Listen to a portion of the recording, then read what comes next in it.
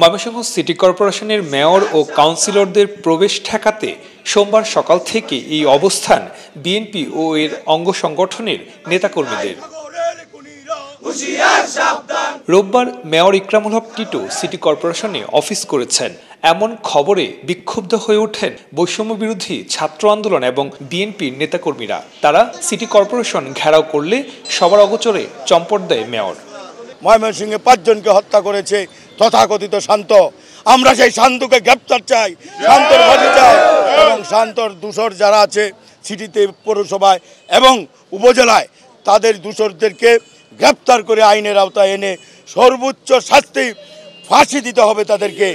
আমরা জনগণ, আমরা বিএনপি, ছাত্র সমাজ, সকল শ্রেণীর মানুষেরা আজকে রাস্তায় ঐক্যবদ্ধ হয়ে তাদেরকে প্রতিরোধ করার জন্যে, তাদেরকে আটক করার জন্যে রাস্তায় নেমেছি।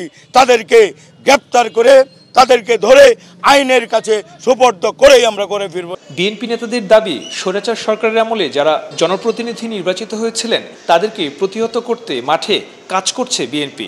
নাগরিক সেবা নিশ্চিতে কর্মকর্তাদের সহযোগিতার কথাও বলেন তারা। সিটি কর্পোরেশনের কোনো কর্মকর্তা কর্মচারী যদি কেউ দলীয় কোনো কাজে ব্যবহৃত হয়ে না থাকে তাহলে তাদের বিরুদ্ধে আমাদের কোনো অভিযোগ নেই।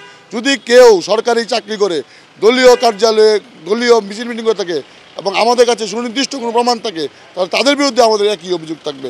সরকারি চাকরি করে কোনো দলের লেজুর ভিত্তি করা যাবে না এবং এই সিটি কর্পোরেশন হতে হবে দুর্নীতিমুক্ত, যাতে জনগণের সেবা করার মতো জনগণ আসবে, তার ট্যাক্স দিবে, দিয়ে যাদের বেতন হয় তারা যেন জনগণকে তাদের সেবক মনে করে, এটি আমাদের দাবি। অবৈধ মেয়র যখন আসছিল 5-10 মিনিটের জন্য মিটিং করছি, আমরা যখন শুনতে পারছি তখন আমাদের ছাত্রদল নিয়ে আমরা অফিসে আসছি। আসার পরে মেয়র তখন এখান থেকে পালিয়ে চলে গেছে। তারা যদি আসে অবশ্যই আমরা তাদেরকে ধরে আমরা আইনে সোপর্দ করব।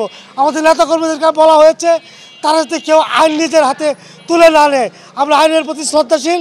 আমরা আশা করব আমরা যাদেরকেই পাবো তাদেরকে ধরে আমরা আইনের হাতে সোপর্দ করব। এদিকে প্রজ্ঞাপন জারি হওয়ার পর ময়মনসিংহ সিটি কর্পোরেশনের প্রশাসকের দায়িত্ব বুঝে নিয়ে কর্মকর্তা কর্মচারীদের সাথে বৈঠক করেছেন বিভাগীয় কমিশনার উম্মে সালমা তানজিয়া।